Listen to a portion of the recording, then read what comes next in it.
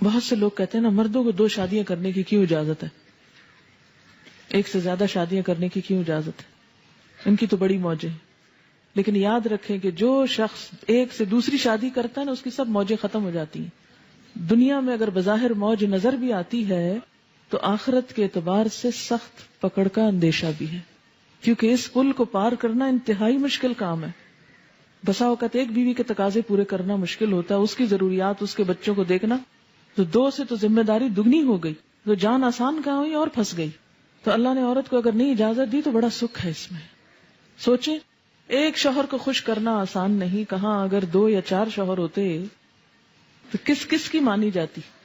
یہ ہنسنے کی بات نہیں، یہ تو رونے کی بات ہے اس کانسیپٹ پہ، کیونکہ بہت سی عورتیں یہ اعتراض کرتی ہیں یہ تو ظلم ہے، جینڈر ڈسکریمنیشن ہے، مردوں کے لیے تو 4 شادیاں ہیں اور عورتوں کو تو بس باندھ کے قید کر کے رکھ دیا گیا ہے. اسی قید میں آزادی ہے، اسی قید میں بھلائی اور خیر خواہی ہے. اگر پریکٹیکلی یہ رکاوٹ نہ ہوتی، اوروں کو روک کے نہ رکھا جاتا اور آزادی دے دی جاتی تو عورت کا قیمہ ہو جاتا. اگر 1 سے زیادتی ہو جاتی ہے تو معافی مانگنے میں، منانے میں دوسرے کو، روٹھے ہوئے کو اور نہ سمجھا کریں، آپس ہی کا معاملہ ہے.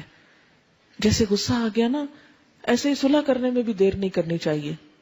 صلح کر لو، آپس میں اتفاق کر لو. ان یصلح بینہما صلحا والصلح خیر، اور صلح کر لینا اچھا ہے، اس لیے کہ شادی صرف وقتی جذبات کے تحت نہیں ہوتی. شادی تو ایک خاندان بنانے کے لیے ہوتی ہے، اور اس خاندان میں نئی نسل کے پروان چڑھانے کے لیے ہوتی ہے. انسانیت کی تعمیر اور تربیت کے لیے گھر بنایا جاتا ہے. اس لیے انسانوں کی بھلائی، آئندہ نسلوں کی بھلائی اس میں ہے کہ آپس میں بنا کے رکھیں، ایک دوسرے کی عزت کریں، ایک دوسرے کا خیال کریں. یعنی نہ تو مرد چھوٹی چھوٹی بات پہ آپے سے باہر ہو، اور نہ عورت چھوٹی چھوٹی بات کو بہت محسوس کرے، وہ بھی اس کا مزاج سمجھنے کی کوشش کرے. والصلح خیر، اور صلح بہتر ہے. اور صلح کب ہوتی ہے؟ کہیں بھی جھگڑا جب ہوتا ہے تو صلح کے لیے کیا چاہیے ہوتا ہے؟ عاجزی چاہیے ہوتی ہے. یعنی شارٹ ٹرم بات یا ایک وقتی بات کو بہت بڑا ایشو نہیں بنا لینا چاہیے. ہمیشہ ایک وزن کر کے دیکھنا چاہیے کہ ایک طرف یہ ایک چھوٹا سا مسئلہ ہے اور دوسری طرف ایک بہت بڑی زندگی ہے. دونوں کی زندگی تو خیر اللہ کو پتا ہے، لیکن اگر زندہ رہے انسان تو ایک لمبی عمر ہوتی ہے جو اگر دونوں ایک دوسرے سے کاٹ کے گزاریں تو پہاڑ جتنی بن جاتی ہے. اور اگر صلح سے، اتفاق سے، محبت سے گزاریں تو دونوں ایک دوسرے کی ضرورت ہیں. اسی میں فائدہ ہے، الگ ہونے میں فائدہ نہیں ہے. یہ صلح کی بات کیوں کی گئی؟ عورت کی طرف سے صلح کیا ہے کہ وہ کہے کہ اچھا تم مجھے طلاق نہ دو، میں تم سے پورے حقوق ڈیمانڈ نہیں کرتی. اور اسی طرح شوہر کی طرف سے کیا کہ وہ ظاہر میں جو حقوق دیے جا سکتے ہیں ان حقوق کو ادا کرتا رہے.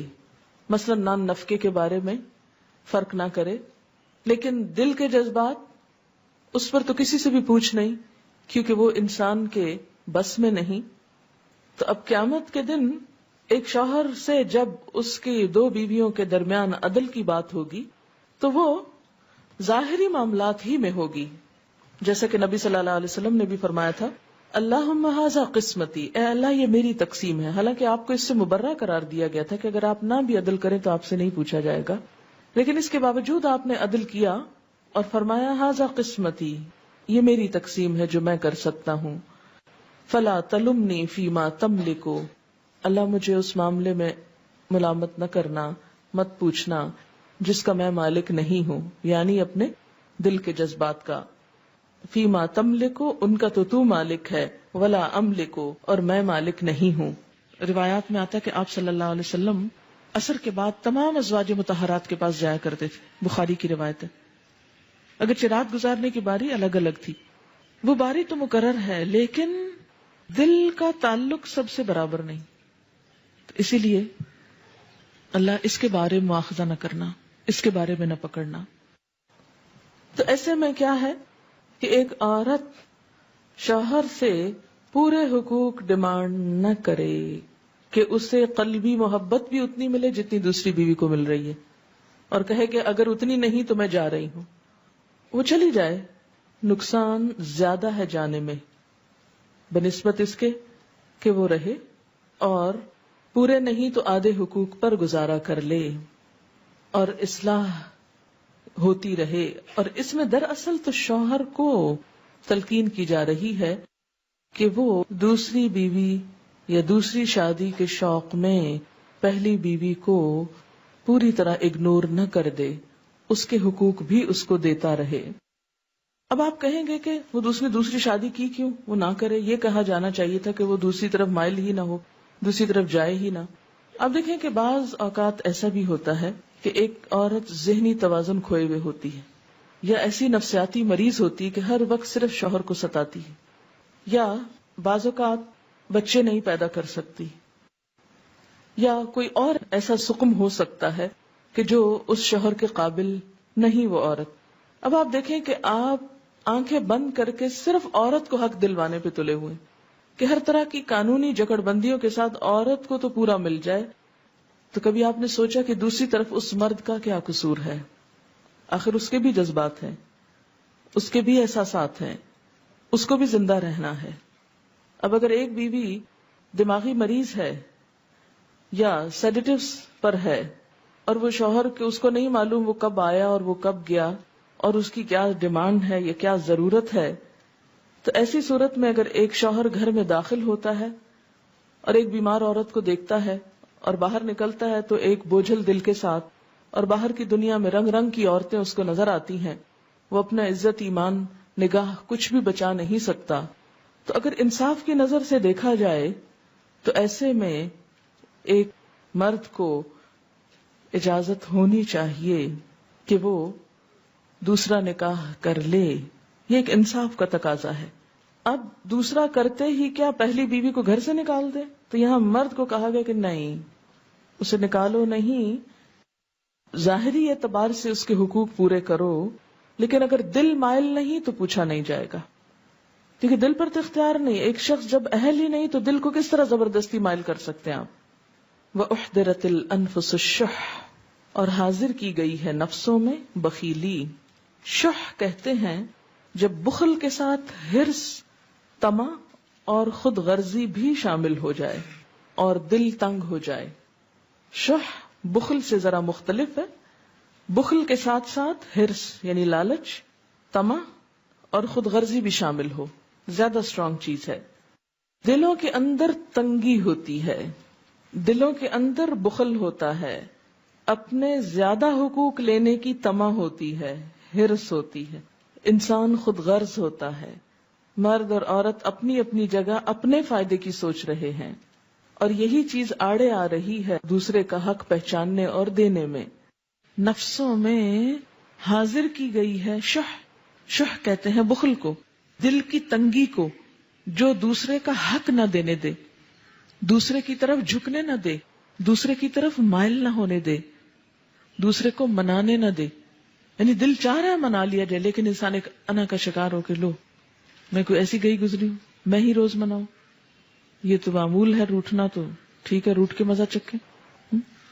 چلے ایک دو دن تو کسی کو مزہ چکھائیں، لیکن بہت لمبی ڈال لینا اور کئی کئی مہینوں اور کئی کئی سالوں پہ اور ایک ہی گھر میں رہتے ہوئے بول چال بند، ایک دوسرے کی شکل دیکھنا گوارا نہیں، ایک دوسرے کے ساتھ زیادتی، وہ اس کو موقع ملا وہ اس کے اوپر کیچڑ اچھال رہا، وہ اس پہ اچھال رہی.